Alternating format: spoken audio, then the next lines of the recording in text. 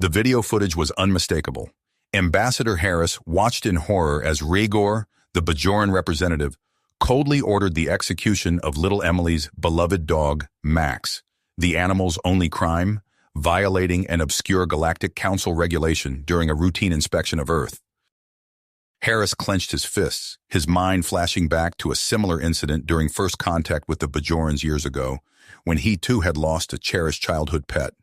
The pain still felt fresh. Now, as humanity's representative on the council, he had to act. Across Earth, the viral footage sparked global outrage. Protests erupted in the streets of every major city. In an unprecedented show of unity, world leaders convened an emergency summit to address the crisis. "Enough is enough," Harris declared before the assembled leaders. "The Galactic Council's disdain for our values cannot stand. We must send a clear message." The plan was audacious, bordering on insane. Gather 800,000 apex predators from every corner of the planet, lions, tigers, bears, wolves, and transform them into a formidable diplomatic force. Neural implants and intensive training would prepare these emissaries of Earth to accompany Harris on a fateful journey to the heart of the Council. As the mission took shape, not everyone was convinced. Critics warned of escalation, of interstellar war. Ethical concerns mounted over the animal's welfare. But Harris remained resolute. The bond between humans and their companions, he argued, was a source of strength, not weakness. The launch date approached, and tension crackled in the air like electricity. Earth's predators stood ready, poised to fight for justice on a galactic scale.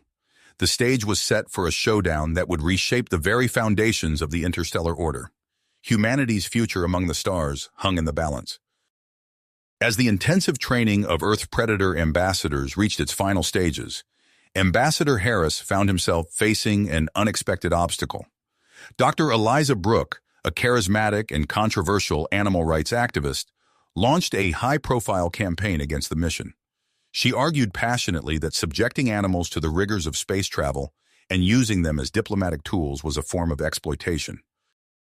The Interstellar Animal Defense League, IADL, led by Dr. Brooke, filed legal challenges and staged protests outside the training facilities. Media crews swarmed the area, broadcasting images of passionate activists holding signs with slogans like, "Animals are not ambassadors," and "End galactic animal abuse."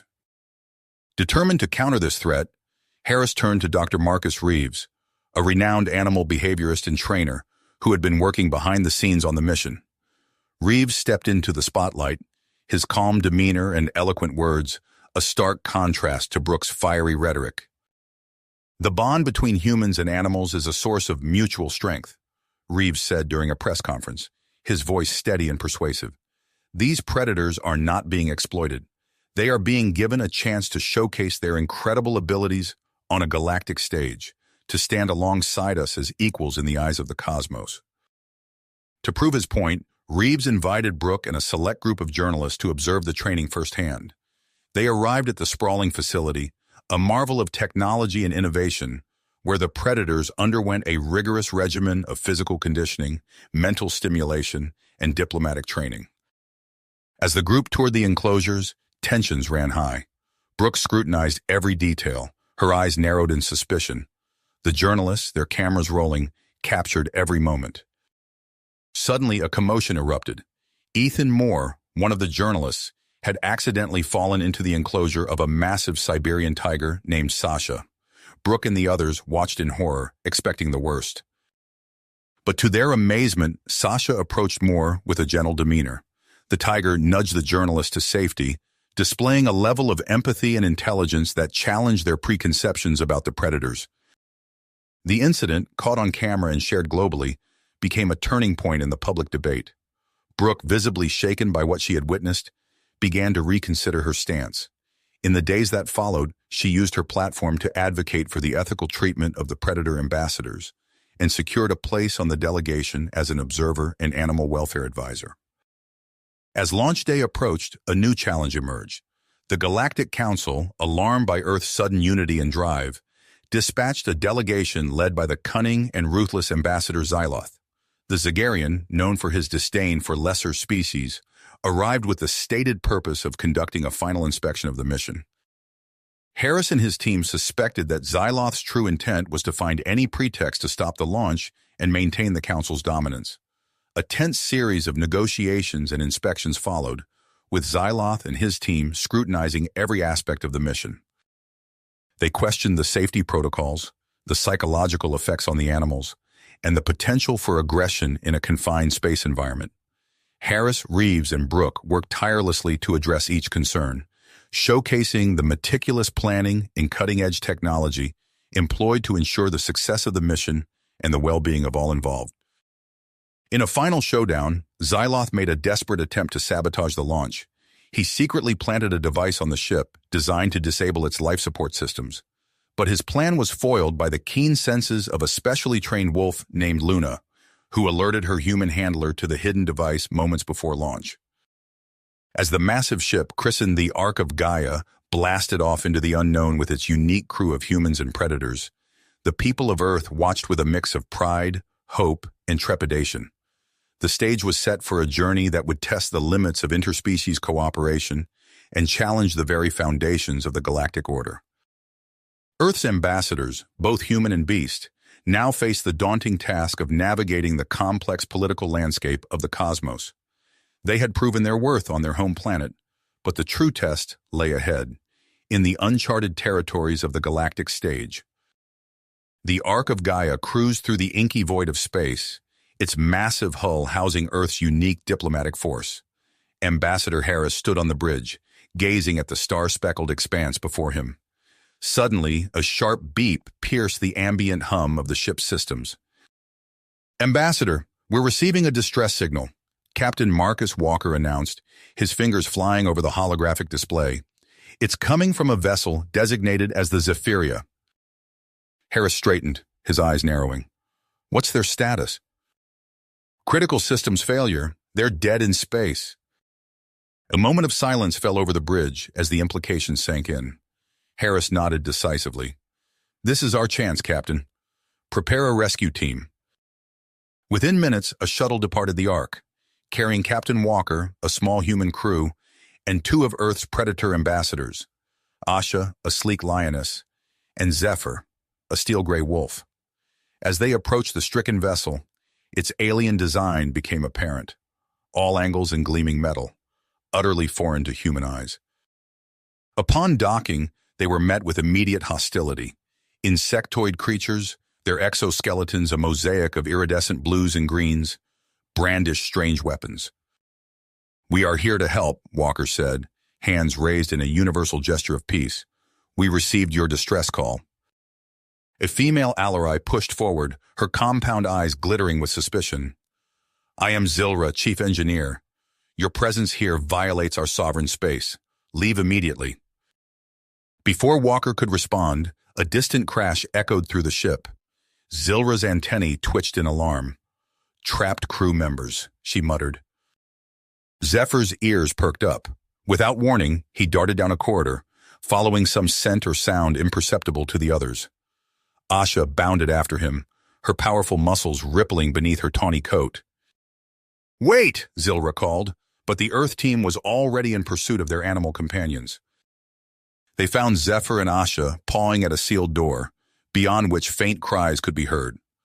Walker's team made quick work of the jam mechanism, freeing 3 injured Alarai. Zilra arrived, mandibles clicking in astonishment. "How did they—" "They're more than just animals," Walker explained as his medic tended to the wounded. "They're our partners." As repairs progressed, Walker noticed Zilra becoming increasingly agitated. "Something's not right," she finally admitted. "These malfunctions, they're too precise, too deliberate." A thorough investigation confirmed her fears. Sabotage. The evidence pointed to a faction within the Alarai government itself. Before they could process this revelation, alarms blared throughout the ship. A gruff voice boomed over the comm system. "This is Warlord Krazux. I now control this vessel. Surrender immediately." Chaos erupted as Krazux's loyalists swarmed the ship. In the ensuing firefight, Walker and Zilra found themselves cornered with a handful of loyal Alarai. "We need a distraction," Walker muttered, assessing their dwindling options. As if on cue, a thunderous roar echoed through the corridors. Asha burst onto the scene, scattering Krasux's forces with her sheer ferocity. In their moment of panic, Zephyr slipped past, a blur of gray fur as he darted between their legs, tripping and confusing the attackers. Taking advantage of the chaos, Walker and Zilra led a counterattack. They fought their way to the bridge, where they found Krasux himself, surrounded by his last remaining guards. The warlord sneered, raising his weapon. But before he could fire, a low growl froze him in place. Zephyr stood mere inches away, hackles raised, teeth bared. The wolf's eyes held an intelligence that shook Krasux to his core. In that moment of hesitation, Walker struck. The fight was brief, decisive. As Krasux was restrained, Zilra turned to Walker, mandibles twitching in what he assumed was the Alarai equivalent of a smile. "Perhaps," she said, "we have been too hasty in our judgment of outsiders." As the Ark of Gaia prepared to continue its journey, Harris received Zilra's formal request for increased cooperation between their peoples. It was a small victory, but a significant one. The ambassador allowed himself a moment of cautious optimism as he looked out at the stars, each one holding new challenges, new opportunities for understanding. The Predator ambassadors, now heroes among the Alarai, took their places alongside their human counterparts. Their adventure had only just begun. The Ark of Gaia's encounter with the Alarai marked only the beginning of their interstellar odyssey. As the massive vessel cruised through the cosmos, its unique crew of humans and animals found themselves at the center of a galactic whirlwind. News of their daring rescue spread like wildfire across subspace channels, challenging long-held beliefs about Earth and its inhabitants. Ambassador Harris stood on the observation deck, watching alien stars streak past. "We're making waves," he murmured to Dr. Eliza Brooke, who nodded in agreement. "But not everyone's thrilled about it," she replied, her brow furrowed. "I've been monitoring transmissions from various sectors. The Rigelian Empire in particular seems agitated by our presence." Before Harris could respond, an alarm blared through the ship. Captain Walker's voice crackled over the intercom. "All hands to stations. We're approaching the Centauri outpost for resupply." The Ark slowed as it neared a sprawling space station orbiting a rust-colored dwarf planet. As they docked, Harris felt a prickle of unease. Something about the station's silence felt wrong. His suspicions were confirmed moments later when a sleek, dark vessel materialized from behind the planet's shadow. Its design was unmistakably Rigelian. "Incoming transmission," announced the comms officer, her voice tense. A holographic image flickered to life, revealing a stern-faced Rigelian with piercing yellow eyes. "I am Admiral Thrakus of the Rigelian Empire. Your vessel will submit to immediate inspection." Harris stepped forward, his eyes hardened. "Admiral, we are on a diplomatic mission sanctioned by—" Thrakus cut him off with a dismissive wave. "Your mission threatens the natural order. Prepare to be boarded." The transmission cut out and chaos erupted. Rigelian troops swarmed onto the Ark, their energy weapons flashing. Human security forces rushed to meet them, joined by snarling predators. In the melee, Dr. Brooke found herself separated from the others. She ducked into a side corridor, heart pounding. Suddenly, a cold voice spoke from behind her. "Don't move, human." She turned slowly to find Admiral Thrakus himself, flanked by two guards. His thin lips curled into a sneer as he pressed a weapon to her temple. "Your surrender," he growled into his communicator, "or the woman dies." On the bridge, Captain Walker's mind raced. They were outgunned and outmaneuvered. Then his gaze fell on Leo, the massive lion crouched beside him, amber eyes gleaming with intelligence. "I have an idea," Walker said, kneeling beside the predator. "But it's going to take all your skill, Leo." Minutes later, a shimmer in the air was the only sign of Leo's passing as he slipped aboard the Rigelian vessel. The specialized cloaking harness worked perfectly, rendering him nearly invisible. Leo padded silently through alien corridors, his acute senses guiding him. The ship reeked of unfamiliar scents, but beneath it all, he caught a whiff of something familiar. Dr. Brooke. He followed the scent to a sealed chamber. Inside, he could hear Brooke's steady heartbeat and Thrax's guttural voice. Leo's muscles tensed, ready to spring. The door slid open, and Leo exploded into action. His massive form materialized as he deactivated the cloak, startling the Rigelian guards. Before they could react, Leo was upon them, a whirlwind of claws and fangs. Thrax raised his weapon, but Brooke seized her chance. She drove her elbow into his midsection, causing him to double over. Leo pounced, pinning the Admiral to the ground. "Good boy," Brooke whispered, her hand gentle on Leo's mane. Alarms blared throughout the Rigelian ship as the Ark launched its counterattack. Caught off guard by the sudden reversal, Thrax's forces found themselves overwhelmed. In the aftermath, as Rigelian prisoners were secured and the outpost reclaimed, Harris surveyed the damage with a grim expression. "This isn't over," he said to Walker. "We've made a powerful enemy today." Walker nodded, his eyes on the stars beyond the viewport. "And I suspect the Rigelians aren't the only ones out there who want to see us fail." As the Ark prepared to resume its journey, Harris retreated to his quarters. He pored over intelligence reports, piecing together a disturbing picture. It seemed their true enemy might be lurking within the very heart of the Galactic Council itself. The human-animal delegation had proven their worth once again, but greater challenges lay ahead. As Harris stared at the holographic star map before him, he knew that their next moves would be critical. The fate of Earth, and perhaps the entire galaxy, hung in the balance. The Ark of Gaia decelerated as it approached Zillion, the gleaming jewel that housed the Galactic Council's headquarters. Ambassador Harris stood on the bridge, his mind focused as he gazed at the planet's swirling azure atmosphere. "We're being hailed," Captain Walker announced, his fingers hovering over the controls. A holographic projection flickered to life, revealing a stern-faced alien with piercing eyes and a crest of iridescent feathers. "I am Praetor Thraxus, head of Council Security. You will surrender your animal companions immediately." Harris stepped forward, his voice steady. "Praetor, we respectfully decline. As per Galactic Charter, Section 7, Subsection 3, we have the right to petition the Council directly, with our full delegation present." Thraxus's eyes narrowed, but he nodded curtly. "Very well, but there will be strict security measures in place." As the Ark docked, Harris briefed his team. "Dr. Reeves, Dr. Brooke, you'll lead the secondary group. The rest of us will proceed to the main chambers with our Predator ambassadors." The Citadel loomed before them, a masterpiece of alien architecture. As they entered, Harris noted the excessive number of armed guards lining the corridors. Something felt off. In the cavernous council chambers, Harris faced the assembled alien dignitaries. At the center sat Xyloth, the council leader, his tentacles writhing with barely held-back agitation. "Explain to us," Xyloth began, his voice dripping with disdain, "why you bring primitive beasts to these hallowed halls." Harris took a deep breath. "Counselors, our Predator ambassadors represent the unique bond between humans and animals. They are not weapons, but partners in our quest for galactic understanding."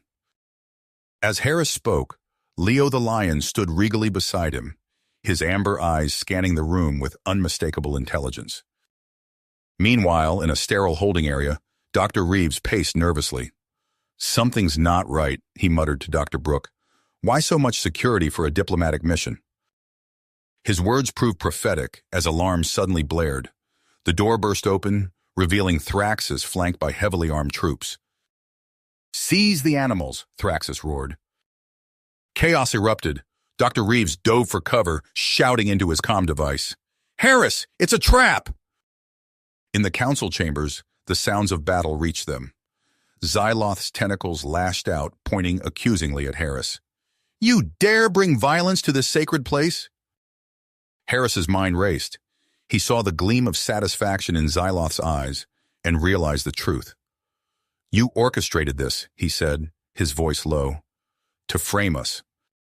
Some council members shifted uncomfortably. Zilra, the Alarai representative, stood abruptly. "I cannot condone this deception," she declared, her compound eyes flashing. The chamber doors burst open. Thraxus's forces poured in, weapons raised, but they weren't prepared for what followed. Leo leapt into action, a blur of golden fur and razor-sharp claws. Luna, the wolf who had foiled the sabotage attempt on Earth, darted between the attacker's legs, causing confusion and chaos. Harris found himself back-to-back with Zilra, deflecting energy blasts with a fallen soldier's shield. "Still think we're just primitive beasts?" he quipped. Across the chamber, Sasha the tiger coordinated with the human security team, her neural implant allowing for seamless communication. One by one, they pushed back Thraxus's forces. Xyloth, seeing his plan unraveling, made a desperate move. He lunged forward, grabbing Harris and pressing a weapon to his head. "Stand down," he snarled, "or your precious ambassador dies." The room fell silent. Leo, Luna, and the other predators froze, their eyes locked on Harris. Xyloth smirked. Not so intelligent after all, are they? But he had underestimated the bond between human and animal. In a perfectly coordinated sequence, Leo and Sasha feinted towards Xyloth, drawing his attention. In that split second of distraction, Luna struck. The wolf launched herself at Xyloth, her teeth clamping down on the arm holding the weapon. Harris twisted free as Xyloth howled in pain and rage. With their leader subdued, Thraxus's remaining forces quickly surrendered. The council members looked on in shock and awe at the display of courage, intelligence, and coordination between humans and animals. As the dust settled, Harris addressed the stunned council. "This is the true power of the human-animal bond," he said, his hand resting on Leo's mane. "Not violence, but understanding. Not conquest, but cooperation." Zilra stepped forward, her mandibles clicking in what Harris now recognized as approval. "Perhaps," she said, "it is time for the Council to reassess its views on Earth and its unique inhabitants." Harris nodded, knowing that while they had won this battle, their journey was far from finished. The Galactic Council had much to learn about Earth's special connection between humans and animals, and he and his team were just the ones to teach them. As the dust settled in the council chambers, Ambassador Harris surveyed the scene. Xyloth, now subdued, glared at him with unbridled hatred. The other council members whispered among themselves, their eyes darting between Harris and the Predator ambassadors, who stood proudly at his side. "This changes everything," Zilra said, her compound eyes gleaming. "We cannot ignore what we've witnessed here today." Harris nodded, recognizing the opportunity before him. "Counselors," he addressed the assembly, his voice steady and clear. "Recent events have exposed deep-rooted issues within our galactic community. I propose we take this moment to forge a new path forward." He outlined his vision for the Interspecies Compact, a groundbreaking accord that would extend protections to non-sentient companions across the galaxy. The chamber erupted into a cacophony of voices, some intrigued, others outraged. "Preposterous," bellowed a reptilian delegate from the outer rim. "You'd have us treat mere beasts as equals?" Before Harris could respond, Leo stepped forward, his amber eyes locked on the delegate. The lion's neural implant activated, projecting his thoughts for all to hear. "We are not beasts," Leo's voice resonated in their minds. "We are partners, guardians, and friends. We ask not for equality, but for respect and protection." A hush fell over the chamber. The sheer impossibility of what they'd just experienced, a lion communicating complex thoughts, left many stunned. Seizing the moment, Zilra stood. "I move that we convene an emergency summit to discuss Ambassador Harris's proposal. The events here today demand our immediate attention."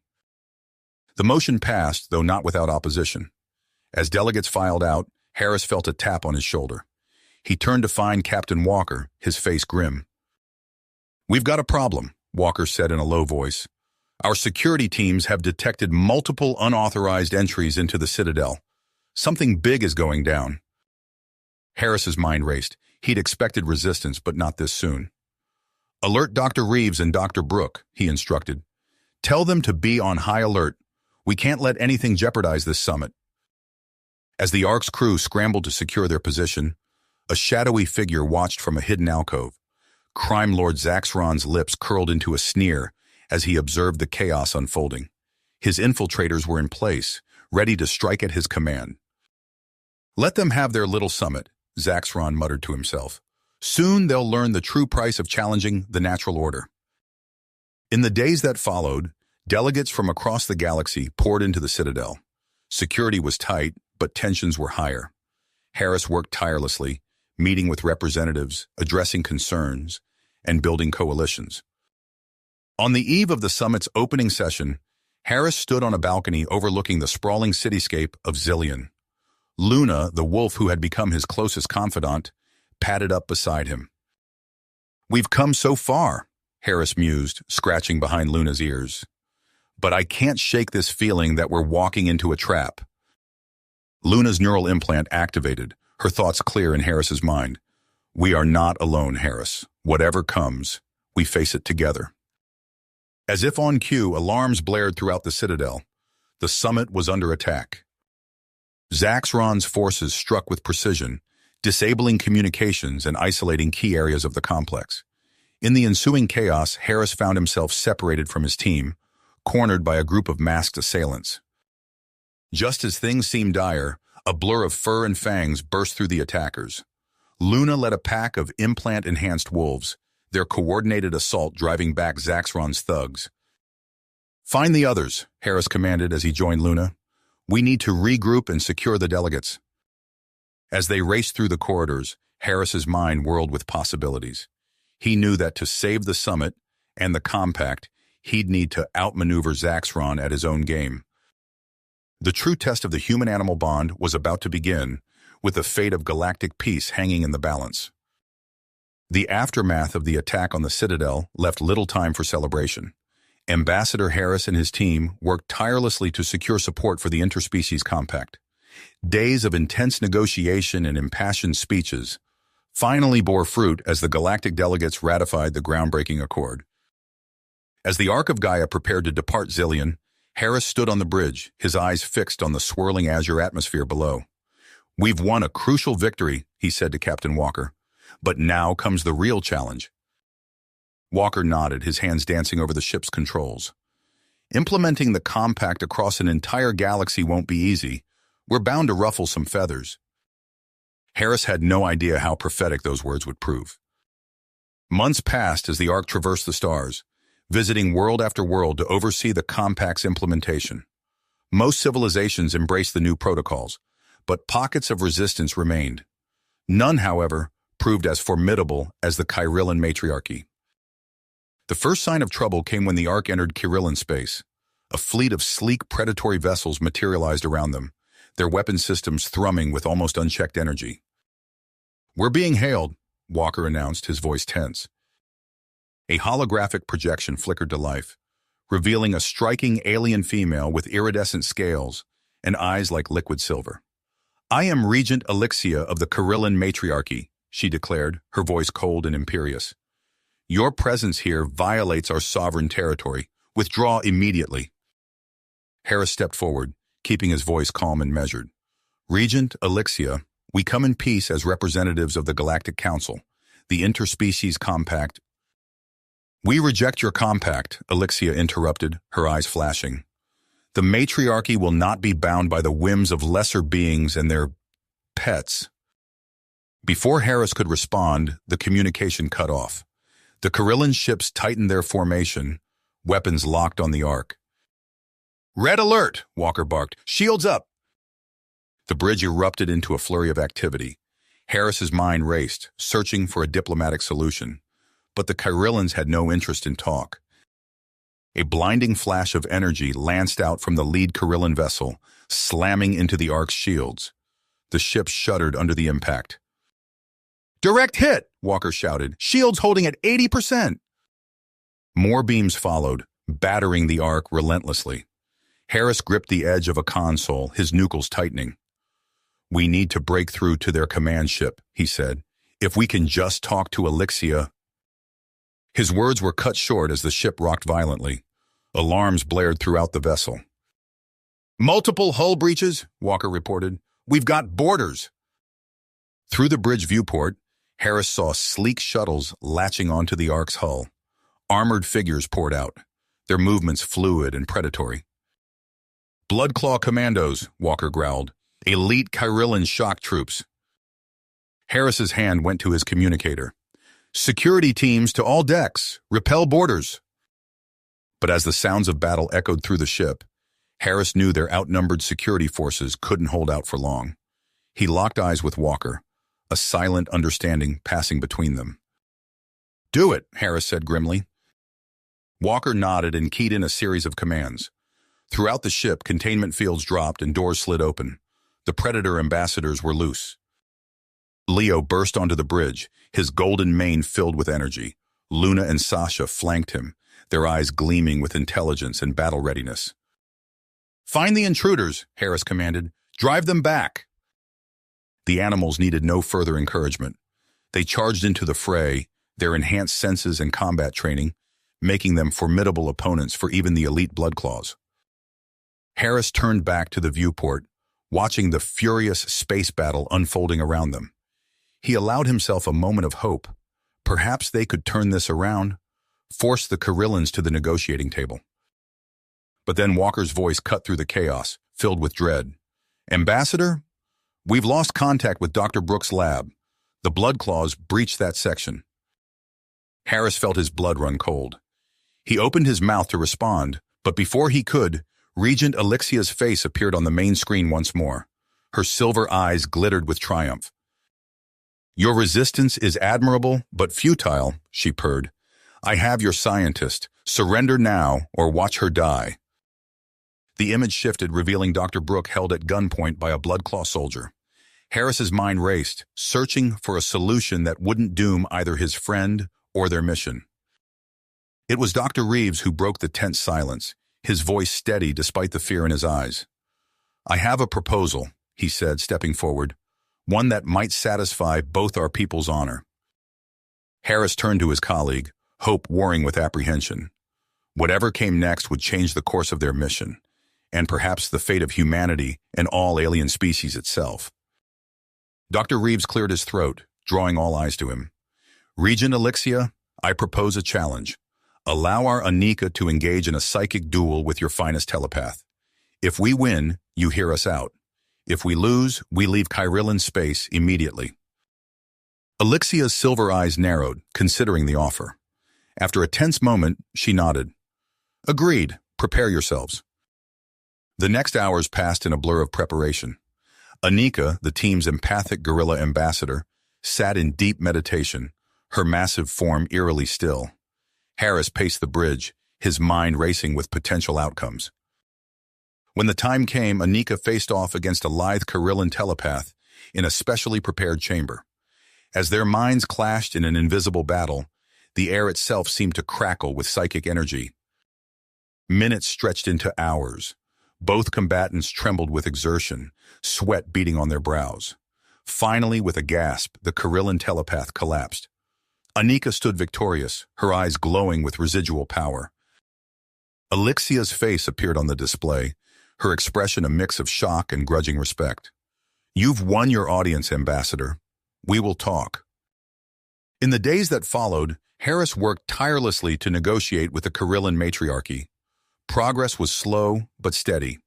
However, just as breakthrough seemed imminent, Alexia was suddenly replaced by Supreme Matriarch Valara. Valara proved a formidable opponent, her silver tongue matching Harris's own diplomatic skills. She agreed to adopt select compact policies, but drew a hard line at extending legal protections to non-sentient beings. "Your predator ambassadors may be impressive," Valara stated coldly, "but they are tools, not equals. The matriarchy will not elevate beasts to the status of persons." Frustrated but undeterred, Harris redirected his efforts. He dispatched teams across compliant worlds to enforce compact regulations. Captain Walker, leading a squad that included Luna and her elite wolf pack, set out for the industrial planet Rangzor 5. Their mission started routinely enough, but as Walker's team delved deeper into Rangzor 5's underbelly, they uncovered a nightmare. Hidden laboratories teemed with twisted creatures, the products of illegal genetic experimentation. "My God," Walker breathed, staring at a cage containing what appeared to be a hybrid of wolf and reptile. "They're breeding monsters." Before they could alert Harris, alarms blared. Masked figures swarmed the facility. Walker and his team fought valiantly, but they were overwhelmed by sheer numbers. As darkness claimed him, Walker heard a cold, clinical voice. "Prepare the specimens for the arena. It's time they proved their worth." On the Ark of Gaia, Harris received a transmission that chilled him to the bone. A scarred reptilian face filled the screen. Zyral, leader of a rogue Krytar sect. "Ambassador," Zyral hissed, his eyes gleaming with fanatical fervor. "Your team now belongs to me. Renounce your bestial compact, or watch them die in my arena." The screen split, revealing a horrifying sight. Walker, Luna, and the others stood in a massive coliseum, surrounded by snarling monstrosities. The message was clear: fight or die. Harris's hands clenched into fists. He turned to Leo, Sasha, and Annika. "Prepare for immediate deployment. We're going in." As the Ark rocketed towards Ranxor 5, Harris knew they were racing against time. The true test of the interspecies compact was about to begin. The Ark of Gaia burst into Ranxor 5's atmosphere, its hull glowing red-hot from the rapid descent. Harris gripped the command chair, his fingers tightening as the ship shuddered around him. "ETA to drop zone, 3 minutes, the pilot announced, her voice tight with concentration. Harris turned to his team. Leo's golden eyes met his, burning with perseverance. Sasha crouched low, her sleek feline form coiled like a spring. Anika sat cross-legged, her massive gorilla frame eerily still as she reached out with her mind. "Remember," Harris said, "our priority is extraction. Get Walker and the others out alive." The moment the Ark touched down, they were moving. Harris sprinted down the ramp, flanked by his animal ambassadors. The air reeked of ozone and something fouler, the stench of genetic experimentation gone wrong. They found the arena easily enough, its hulking silhouette dominating the skyline. As they approached, the roar of the crowd became deafening. Harris's stomach turned as he realized what they were cheering for. Inside, it was chaos. Walker and his team were surrounded, fighting for their lives against a horde of misshapen creatures. Luna stood at the center, her fur matted with blood, snapping and snarling as she defended her fallen packmates. "Now!" Harris shouted. Leo let out a thunderous roar that shook the very foundations of the arena. The crowd fell silent. In that moment of stunned quiet, Anika's mental assault hit the guards like a tidal wave. They crumpled, clutching their heads. Harris and his team surged forward. Sasha darted through the melee, her claws flashing as she cleared a path. Leo bowled over the larger monstrosities, his powerful jaws clamping down on mutated limbs. They reached Walker just as another wave of creatures closed in. Harris helped the captain to his feet, noting the wild look in his eyes. "We need to go," Harris said urgently. "Now!" A piercing shriek cut through the air. Harris turned to see a massive reptilian form descending from the upper levels of the arena. Zyral, his scales gleaming under the harsh lights, landed with predatory grace. "I think not, Ambassador," the Krytar hissed. "Your compact ends here." Before Zyral could strike, Luna launched herself at him, teeth bared. The two rolled across the arena floor in a blur of fur and scales. Harris wanted to help, but there was no time. More guards were pouring in. "Fall back," he ordered. They fought their way to the exit, Harris supporting Walker while the animals formed a protective circle around them. Just as they reached the doors, Luna broke free from her grapple with Zyral and raced to join them. The team stumbled onto the Ark's ramp, the sounds of pursuit close behind. As the ship lifted off, Harris caught a final glimpse of Zyral's face, contorted with rage. Once safely in orbit, Harris allowed himself a moment to breathe. They'd rescued Walker and his team, but at what cost? The horrors they'd witnessed on Ranxor 5s would haunt him for years to come. As the Ark set course for Kyrillan space, Harris knew the real battle was just beginning. He had to convince Supreme Matriarch Valara to fully embrace the compact, or all their sacrifices would be for nothing. "Set up a secure channel," he told the communications officer. "It's time we had a real conversation with the Matriarchy." Hours later, Harris stood before a holographic projection of Valara herself. The Kyrillan leader's silver eyes bore into him, unblinking. "You've made quite a mess, Ambassador," Valara said, her voice cold, "but I'm willing to hear you out. One final time." Harris straightened his shoulders. This was it, their last chance to bring the Kyrillans into the fold. As he began to speak, he silently prayed that diplomacy would prevail where force had failed. Harris's words hung in the air, heavy with the weight of all they had endured. Valara's silver eyes narrowed, her expression unreadable as she considered his plea. The tension on the bridge was palpable, every breath held in anticipation of her response. "Very well, Ambassador," Valara said at last. "I will hear your final argument for the compact." Before Harris could begin, a chime interrupted. A young Kyrillan aide appeared on a secondary screen, her scales flushed with urgency. "Apologies for the interruption, Supreme Matriarch," she said, her voice trembling. "But there's been a development. Zilra of Alarai requests an immediate audience." Valara's head snapped towards the aide, surprise flickering across her features. "Zilra? Put her through." The main screen split, revealing the elegant form of Zilra. Her iridescent scales shimmered, a stark contrast to Valara's muted tones. "Supreme Matriarch," Zilra began, her voice smooth as silk. "I come bearing a proposal that could change the course of our people's future." As Zilra spoke, outlining a vision of Kyrillan ascendancy within a modified compact, Harris felt a chill run down his spine. There was something in her eyes, a glint of something cold and calculating that set his nerves on edge. The negotiations stretched on for hours, a complex dance of words and promises. Harris found himself increasingly sidelined as Zilra's influence grew. When at last an agreement was reached, it bore little resemblance to the compact's original ideals. "It seems we have a path forward," Valara announced, her tone measured. "Ambassador Harris, your presence is requested at a celebratory banquet tomorrow evening. We will formalize our new alliance there." As the transmission ended, Harris turned to his team. Dr. Reeves looked pale, his eyes haunted by the loss of Leo. Luna pressed close to Walker's side, her fur dripping with unease. "Something's not right," Harris murmured, his gaze distant. "We need to be prepared for anything." The following evening, as they approached the opulent banquet hall, Harris couldn't shake the feeling of impending doom. The Kyrillan guards ushered them inside with cold efficiency, their weapons barely concealed. Zilra greeted them with a radiant smile that didn't reach her eyes. "Welcome, friends," she purred. "Please enjoy the refreshments. We have much to discuss." As Harris raised a glass in a reluctant toast, he noticed a faint mist beginning to fill the room. Before he could react, chaos erupted. Luna collapsed mid-growl, her legs giving out beneath her. Around the room, the other Predator ambassadors fell in similar fashion. "What have you done?" Harris demanded, lunging towards Zilra, but his limbs felt leaden, his movements sluggish. Zilra's smile turned cruel. "Only what was necessary, Ambassador. The era of human dominance is at an end."